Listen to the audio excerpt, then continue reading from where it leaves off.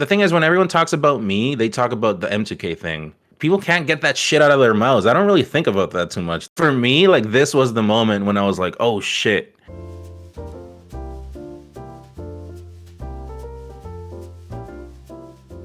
I got a GameCube because of Melee back in the day. Probably cost us like 400, 500 bucks to get a hold of that in Nicaragua. I used to play with my brother for a bit. I still remember him raging. I started growing. I hit that point of life called puberty. You may or may not know that one. And I kind of wanted to start going out and, you know, just live a different kind of life.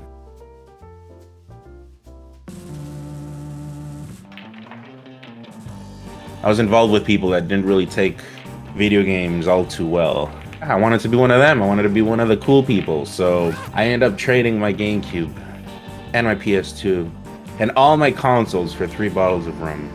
3 bottles of rum, when you convert currency, is like $20. So eventually I started to drive and I started being dumb. I couldn't take my foot off of the gas and I started kind of racing. When you're young, you feel like you're the king of the world. You feel like you're invincible. That's just how life is.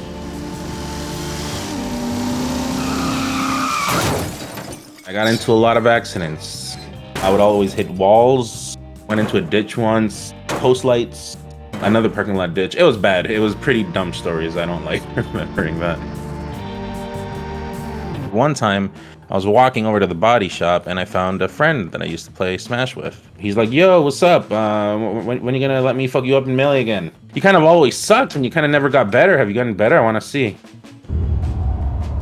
Yeah, that kind of pissed me off, not gonna lie. It kind of like motivated me to like get a cube again and, you know, pick up the game again.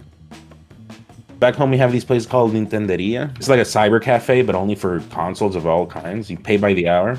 It was him and a whole bunch of, it was like 5 other players, and we would only do FD and Corneria 7 stocks. These guys were talking trash while you're playing. Like, these North American players that think they have it rough going at tournaments and getting heckled. Oh, you guys know nothing. Back home, you either toughen up or you just stop playing. Things like that are things that would always push me to getting better. A couple of visits after to that place, I just started beating them and I started noticing the progress. Eventually, the owner of the place got in contact with another Nintenderia in another city. So they came over, we all kind of got bopped, cycled around through some characters, and then eventually I was better than them. Same thing happened with the Capital, and the Capital were the strongest players in Managua. My first international experience was Costa Rica. It was weird though, because in Costa Rica they were very respectful, so I had to find motivation elsewhere, because they weren't trash talking me, you know? Eventually I went to Canada twice to visit. That's when I kind of met all the top players. Rainex, Ryan Ford, Kirby Kazi, IB. Hayward was in a different province, but he was considered, you know, a threat. They would always say that, you know, I was good, this and that, I had potential, yada, yada, yada, but I needed to discipline myself more, that I was very reckless, that I was very crazy, and that I would not make it far. They told me that I should switch up my style to a more reserved style because I'm just not going to make it far. And what happened now? When I moved to Canada, I was actually playing Fox. Left and right, there were just so many Foxes. And I'm like, bro, I hate the Fox that I'm not going to play Fox. So I played Falcon. Yeah, it came to a point where in bracket, I had to play with the best player in Toronto. I was down, I remember 1-2. FD, 4 stocks to 1. So I was really against the wall. I remember doing a 4-stock comeback. You can find it on the YouTubes as the Nunback.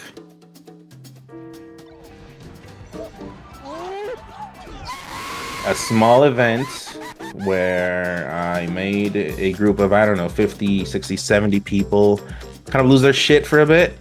My point of view was always just to show up and prove that you didn't have to learn the game in North America. You could learn the game anywhere. I wanted to prove that, put Nicaragua on the map, and, you know, just make some chaos on the way through. If it weren't for that moment, my life probably would have been a bit different right now.